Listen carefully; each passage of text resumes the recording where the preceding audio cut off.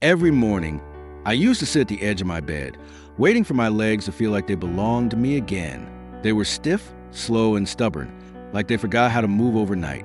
But what I didn't realize was that the way I started my day was quietly shaping how I moved through it. Today, I'm going to show you something simple, something you can do before your feet ever touch the floor that might just change the way your legs feel for the rest of the day.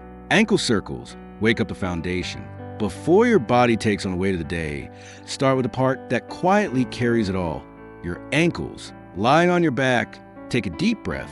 Let your arms rest. Now slowly lift one foot just a few inches and begin to draw a circle with your toes. 5 slow turns clockwise and then 5 the other way. No rush, no pressure, just gentle, steady motion, like you're tracing the face of a clock that's forgotten how to tick. Then switch to the other foot. You might hear a few soft cracks. That's okay.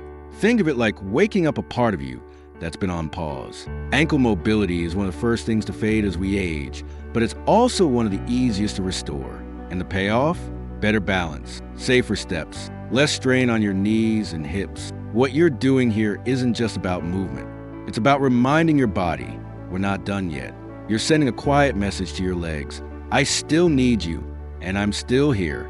Knee lifts, reconnect with your strength.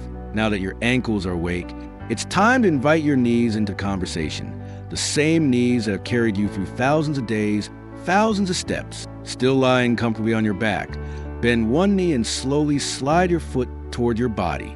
Let it glide along the bed like it's moving through warm sand. Pause at the top, just long enough to feel your hip flex and your thigh engage, then ease it back down. Do this 5 times on one side, then 5 on the other. No rush, no force, just motion with intention. These aren't just stretches, they're reminders. Reminders to your muscles that they still have purpose. Reminders to your joints that they're still part of the team. When you do this, you're not just exercising, you're reconnecting. Reconnecting with parts of yourself that may have gone quiet, not because they're gone, but because they haven't been asked to speak in a while. And here's something beautiful. The more you ask, the more they answer. Every gentle lift is a quiet form of resistance, not against age, but against surrender.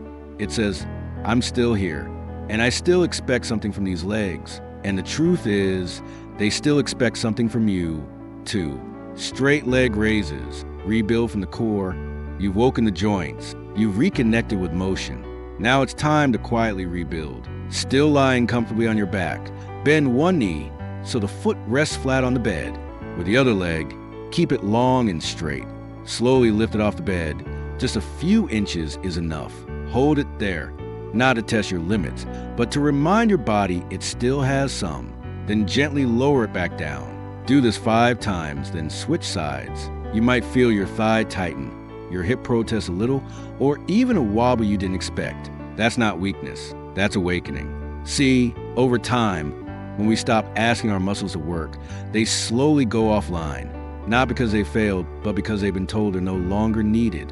This simple movement, barely the height of a book, is your way of sending a new signal. I still need you, and those muscles, they're listening. Even now, even after all these years, the straight leg raise isn't flashy. It doesn't look impressive, but it quietly trains the muscles that help you get out of a chair, rise from bed, or catch yourself when balance slips. It's how you start building trust in your legs again. Trust that they'll hold you, that they'll respond when called, and maybe most important of all, that they're still yours to command. Take a breath, not a deep one, just a normal, steady breath that reminds you you're here, still trying, still showing up. These movements may seem small, but so is the spark that lights a fire. If your legs felt a little weak, that's okay. If you had to take a break, that's okay too. What matters is that you made the choice to move towards strength. In a world that often tells older adults to slow down, sit still, and settle, you chose something different. You chose to reconnect, to rebuild, to remind yourself, I still have something left. And that right there is where real strength begins, not in the muscle, but in the moment you decide not to give up on it. Heel slides, relearn the rhythm of movement. Sometimes the body forgets how to move, not because it can't, but because no one's asked it to in a while. That's where heel slides come in. Still lying on your back, legs resting naturally. Start by slowly bending one knee. Let your heel slide toward your body, dragging softly across the sheet like a pen drawing a quiet line in the sand. Don't force it, just guide it.